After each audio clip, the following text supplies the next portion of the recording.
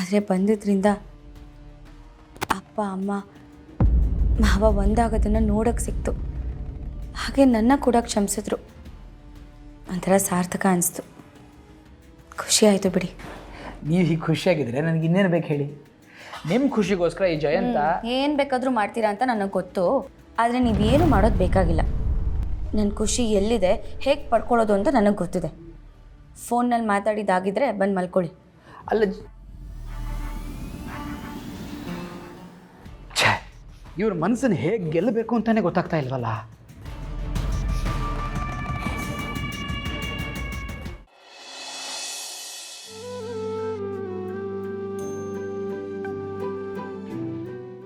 ಲಕ್ಷ್ಮಿ, ಇವತ್ತು 2 ಗಾಡಿ ಡೆಲಿವರಿ ಕೊಡಲೇಬೇಕು. ಅವ್ರು 5 ಗಂಟೆಗೆ ಬರ್ತೀನಿ ಎಂದಿದ್ದಾರೆ. ನಾನು ಹೊರಡ್ತೀನಿ. ಸರ್, ನಮ್ಮ ವೆಂಕಿಗೆ ಇಂಥ ಕೆಲಸ ಬರಲ್ಲ ಅನ್ನೋ ಹಾಗಿಲ್ಲ ನೋಡು. ಯಾವ ಕೆಲಸನಾದ್ರು ಕೊಡು ಲಕ್ಷ್ಮಿ, ಶ್ರದ್ಧೆಯಿಂದ ಮಾಡ್ತಾನೆ. ನೋಡು ಎಷ್ಟು ಚೆನ್ನಾಗಿ ಹೂ ಕಟ್ತಿದ್ದಾನೆ. ನನ್ನ ಮಗ ಅಂದರೆ ಏನು ಸುಮ್ಮನೆನಾ? ಎಲ್ಲ ಸರಿ ಇದ್ರೂ ಏನೂ ಮಾಡದೆ ಕೂತ್ಕೊಂಡು ಕಾಲ ಕಳೀತಾರೆ. ಅಂಥದ್ರಲ್ಲಿ ನಮ್ಮ ವೆಂಕಿಗೆ ಯಾವ ಕೆಲಸ ಕೊಟ್ಟರು ಮಾಡ್ತಾನೆ. ವೆಂಕಿ, ಇಷ್ಟು ಚೆನ್ನಾಗಿ ಹೂ ಕಟ್ಟೋದನ್ನ ಯಾವಾಗ ಕಲ್ತ್ಕೊಂಡೆ?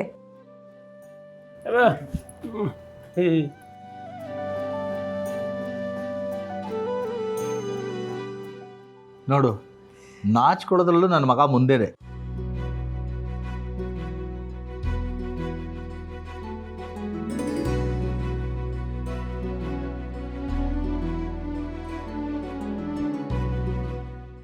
ಏನು ಎಲ್ಲರೂ ಭಾಳ ಖುಷಿಯಾಗಿದ್ದೀರಾ? ಅತ್ತೆ ಮುಖ ಅಂತೂ ಒಳ್ಳೆ ಹುಣ್ಣಿಮೆ ಚಂದ್ರನ ಥರ ಬೆಳಗ್ತಾ ಇದೆ. ವೀಣಾ, ಇಷ್ಟು ದಿನ ನಿಮ್ಮ ಅತ್ತೆ ತವ್ರು ನೆನೆಸ್ಕೊಂಡು ಅಣ್ಣನ ನೆನೆಸ್ಕೊಂಡು ದುಃಖ ಪಡ್ತಾ ಇದ್ಲು. ಈಗ ಅಣ್ಣ ತಂಗಿ ಒಂದಾಗ್ಬಿಟ್ಟಿದಾರಲ್ಲ, ಇನ್ಮೇಲೆ ನಿಮ್ಮ ಅತ್ತೆ ಮುಖದಲ್ಲಿ ಯಾವಾಗಲೂ ಹೀಗೆ ನಗು ಇರುತ್ತೆ. ಏನು ಲಕ್ಷ್ಮಿ? ಹೌದು ರೀ, ನಮ್ಮ ಅಣ್ಣ ನನ್ನನ್ನು ಅಷ್ಟೊಂದು ಸುಲಭವಾಗಿ ಒಪ್ಕೋತಾನೆ ಅಂತ ನಾನು ಅಂದ್ಕೊಂಡೇ ಇರಲಿಲ್ಲ. ಏನೋ ಎಲ್ಲ ಆ ದೇವ್ರ ದಯೆ. ಅದು ಅಲ್ಲದೆ ಧರ್ಮಣ್ಣನ ಕುಟುಂಬದವರು ಇದಕ್ಕೆಲ್ಲ ಕಾರಣ ಅಂತ ಹೇಳಬೇಕು. ಆ ಸತ್ಯನಾರಾಯಣ ಸ್ವಾಮಿ ನನ್ನ ಆಸೆನ ನೆರವೇರಿಸ್ಬಿಟ್ಟ. ನಿಜ ಲಕ್ಷ್ಮಿ, ಅದಕ್ಕೆ ಯಾವಾಗಲೂ ಆ ಭಗವಂತನ ಮೇಲೆ ನಂಬಿಕೆ ಇಟ್ಟು ಕೆಲಸ ಮಾಡ್ತಾ ಹೋಗಬೇಕು. ಅವನು ನಮಗೆ ಏನು ಕೊಡ್ತಾನೋ ಅದನ್ನು ಕೊಟ್ಟೇ ಕೊಡ್ತಾನೆ. ಆದರೆ ಸ್ವಲ್ಪ ಪರೀಕ್ಷೆ ಮಾಡಿಕೊಡ್ತಾನೆ ಅಷ್ಟೇ. ಕೊನೆಯಲ್ಲಿ ಎಲ್ಲರಿಗೂ ಒಳ್ಳೇದು ಮಾಡ್ತಾನೆ. ಹೌದು ಮಾವ, ಇನ್ಮೇಲೆ ಅತ್ತೆನ ಹಿಡಿಯೋರು ಯಾರು ಇರಕ್ಕಿಲ್ಲ. ಯಾಕೆ ಹೇಳಿ? ಅವ್ರ ತವ್ರ ಮನೆ ವಾಪಸ್ ಸಿಕ್ಕೈತಲ್ಲ, ಅದಕ್ಕೆ. ಆದ್ರೂ ಒಂದ್ ಹೆಣ್ಣಿಗೆ ಇದಕ್ಕಿಂತ ಖುಷಿ ಇನ್ನೇನಿರ್ತೈತೆ ಹೇಳಿ? ಸರಿಯಾಗಿ ಹೇಳ್ದೆ ಚೆಲ್ವಿ. ತವ್ರ ಮನೆ ಕಳ್ಕೊಂಡಿರೋರು ನೋವೇನು ಅಂತ ಕಳ್ಕೊಂಡವ್ರಿಗೆ ಗೊತ್ತಿರತ್ತೆ. ಅತ್ತೆ, ನಿಮ್ಮ ಪ್ರಾಣಕ್ಕೆ ಪ್ರಾಣ ಆಗಿರೋ ಅಣ್ಣ ವಾಪಸ್ ಸಿಕ್ಬಿಟ್ರು. ಇನ್ನು ನಿಮಗೆ 100 ಆನೆ ಬಲ ಬಂದ ಹಾಗೆ ಅಲ್ವಾ? ಹೌದು ವೀಣಾ, ಒಬ್ಬ ತಂಗಿಗೆ ತನ್ನ ಅಣ್ಣ ಹೆಗ್ಲಿಗೆ ಹೆಗ್ಲು ಕೊಟ್ಟು ನಿಂತ್ಬಿಟ್ರೆ ಅದಕ್ಕಿಂತ ದೊಡ್ಡದು ಇನ್ಯಾವುದೂ ಇಲ್ಲಮ್ಮ.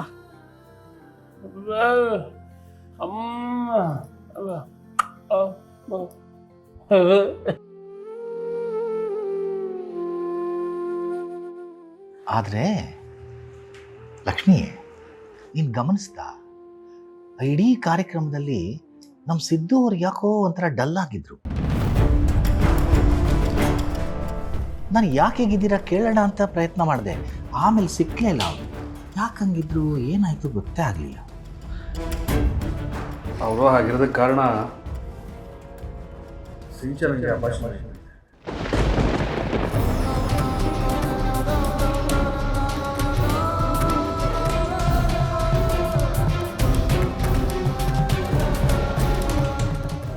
ಎಲ್ಲ ತುಂಬ ಬೇಜಾರು ಮಾಡ್ಕೋತೀರಾ ಅಂತ ಹೇಳಕ್ಕೆ ಹೋಗಲಿಲ್ಲ.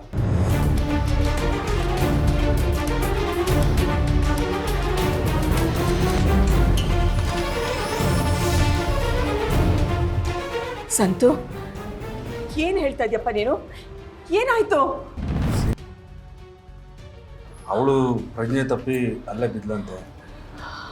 ಹಾಸ್ಪಿಟ್ಲಿಗೆ ಅಡ್ಮಿಟ್ ಮಾಡೋಷ್ಟರಲ್ಲಿ ಮಗು ಹೊಟ್ಟೆಲ್ಲೇ ಸತ್ತೋಗಿತ್ತು.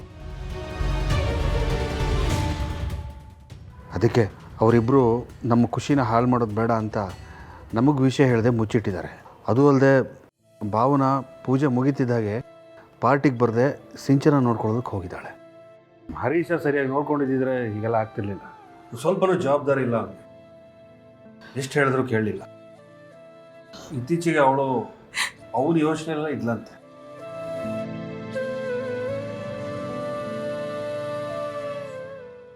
ಏನ್ರಿ ಆಗ್ತಿದೆ ಇದೆಲ್ಲ?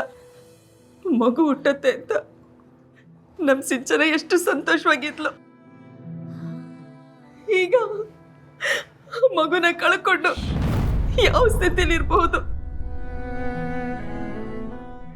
ಲಕ್ಷ್ಮಿ ಸಮಾಧಾನ ಮಾಡ್ಕೊ ಲಕ್ಷ್ಮಿ. ವೀಣಾ, ಒಂದು ಗ್ಲಾಸ್ ನೀರು ತಗೊಂಡ್ಬಮ್ಮ.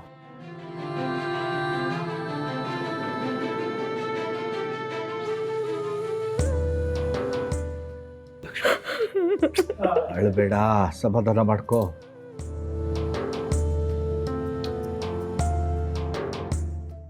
ಸ್ವಲ್ಪ ನೀರು ಕುಡಿ.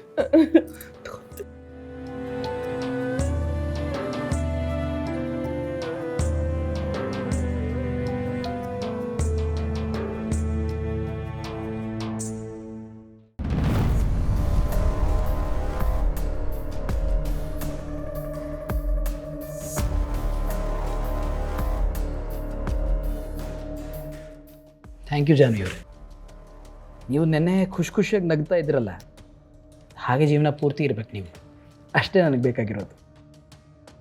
ಹಾಗಂತ ಮನಸ್ಸಿಲ್ಲದೆ ಸುಮ್ಮನೆ ನಗೋದಕ್ಕೆ ನಂಗೆ ಬರಲ್ಲ. ಅದು ನಂಗೆ ಇಷ್ಟನೂ ಇಲ್ಲ. ಏನೋ ನೀವು ಕೀ ಕೊಟ್ಬಿಟ್ರಿ ನನ್ನ ಕೈಗೆ ಅಂದ ತಕ್ಷಣ ಸುಮ್ಮನೆ ನಗೋದಕ್ಕೆ ನಾನೇನು ಬೊಂಬೆ ಅಲ್ಲ. ಯಾಕೆ ಹೀಗೆ ಮಾತಾಡಿ ನೋವಾಗಿರೋ ಮನಸ್ಸನ್ನು ಇನ್ನೂ ಘಾಸಿ ಮಾಡ್ತೀರಿ? ತಪ್ಪಲ್ವಾ? ತಪ್ಪು ಯಾರು ಮಾಡಿರೋದು ಅಂತ ನಿಮಗೆ ಗೊತ್ತಲ್ವಾ? ಜಾನ್ವಿ ಅವರೇ, ನಿಮ್ಮ ಪ್ರೀತಿನ ನಾನು ಯಾವಾಗೂ ಶಾಶ್ವತವಾಗಿ ಪಡಿಬೇಕು, ಅದು ಬರೀ ನನ್ನ ಸ್ವತ್ತೇ ಆಗಬೇಕು ಅನ್ನೋ ಆಸೆನಲ್ಲಿ ಹಾಗೆಲ್ಲ ನಡ್ಕೊಂಡೆ. ಜಯಂತ ಬೇಕಾದರೆ ನಿಮಗೋಸ್ಕರ ಅವನ ಜೀವನ ಕೊಟ್ಟುಬಿಡ್ತಾನೆ, ಮರಿಬೇಡಿ. ಓ ಹೌದಾ? ನಿಮ್ಗೆ ಅದರ ಬಗ್ಗೆನೂ ನಂಬಿಕೆ ಅಲ್ವಾ ಚಿನ್ನು ಮರಿ? ಸಾರಿ, ಹಾಗೆ ನಿಮ್ಮನ್ನು ಕರಿಬಾರ್ದು ಅಂತ ನಿನ್ನೆ ರಾತ್ರಿ ನೀವು ಜ್ಞಾಪಿಸಿದ್ದೀರಿ. ಐ ನೋ, ಅಭ್ಯಾಸ ಬಲ ಕರೆದುಬಿಟ್ಟೆ. I am really sorry. ನೋಡಿ, ಸಾಯೋದ್ರಿಂದ ನಾನು ಬದಲಾಗ್ತೀನಿ ಅಂತ ನೀವು ಅನ್ಕೋಬೇಡಿ. ಸಾವನ್ನೇ ಗೆದ್ದು ಬಂದಿರೋಳು ನಾನು. ಸಾವು ಹೇಗಿರುತ್ತೆ ಅಂತ ಹತ್ತಿರದಿಂದ ನೋಡಿರೋಳು. ಬೇರೆಯವ್ರ ಸಾವನ್ನು ನಾನೇನು ಬಯಸೋದಿಲ್ಲ. ನಿಮ್ಗೆ ಇದನ್ನು ಹೇಗೆ ಅರ್ಥ ಮಾಡಿಸ್ಬೇಕು ಅಂತ ನನಗಂತೂ ಗೊತ್ತಾಗ್ತಾ ಇಲ್ಲ. ಗೊತ್ತಾಗ್ತಿಲ್ಲ ಅಲ್ವಾ? ಬಿಟ್ಬಿಡಿ. ನಿಮಗೆ ಗೊತ್ತಾಗ್ಸಕ್ಕೆ ಅಂತಲೇ ಬಂದಿರೋಳು ನಾನು. ಒಂದು ಸತಿ ನಂಬಿಕೆ ಕೆಟ್ಟಿರೋ ನನಗೆ ಅಷ್ಟು ಸುಲಭವಾಗಿ ನಿಮ್ಮ ಮೇಲೆ ನಂಬಿಕೆ ಬರೋದಕ್ಕೆ ಸಾಧ್ಯನೇ ಇಲ್ಲ.